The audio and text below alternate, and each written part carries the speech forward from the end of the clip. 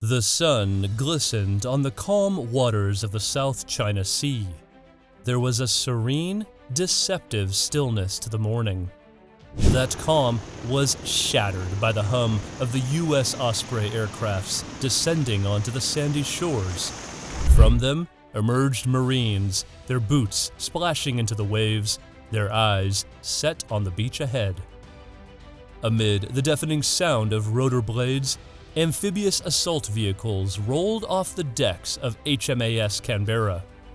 They were accompanied by a battalion of Philippine defense personnel, moving in perfect synchronization, their faces marked with determination.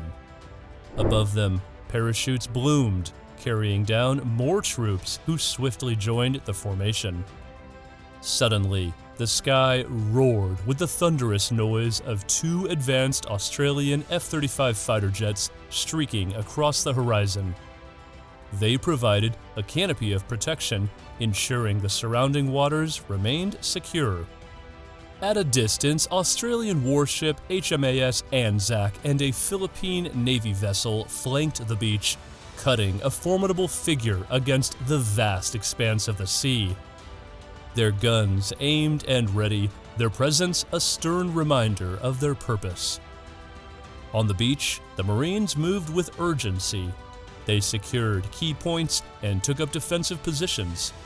Australian Defense Minister Richard Marles and Filipino President Ferdinand Marcos Jr.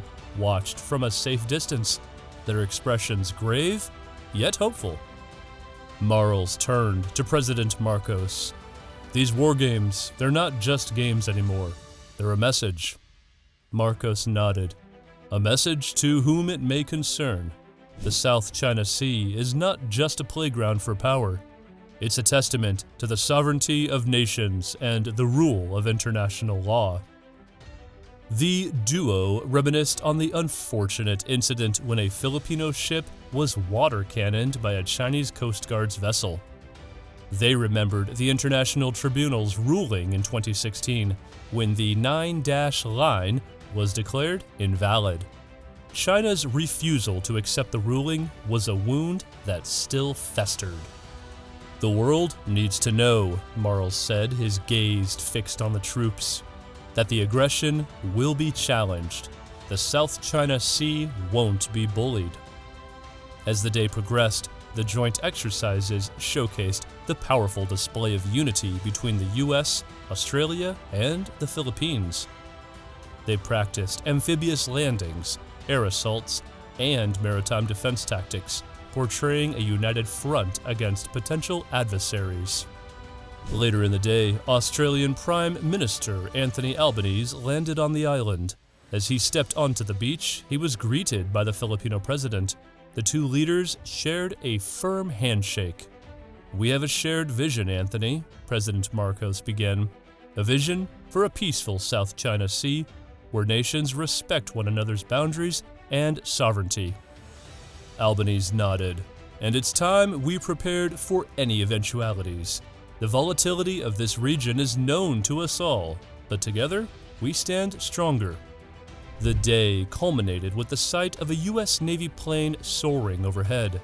Below, two Philippine boats edged closer to a contested shoal despite a Chinese Coast Guard blockade. As they replenished supplies to their forces, the plane cast a protective shadow over them, a tangible sign of the U.S.'s commitment. In the days that followed, news of the joint war games rippled across the international community. It spoke of a new era, where the Philippines was not alone. It had the backing of powerful allies. It was strengthening ties with Australia, Japan, India, and the U.S. Deals were being signed, military bases expanded, and a new strategic partnership was forged. The South China Sea was more than just a stretch of water. It was a symbol of cooperation, resistance, and resilience. And as the war games ended, three nations left with a renewed sense of purpose and a shared commitment to peace and stability.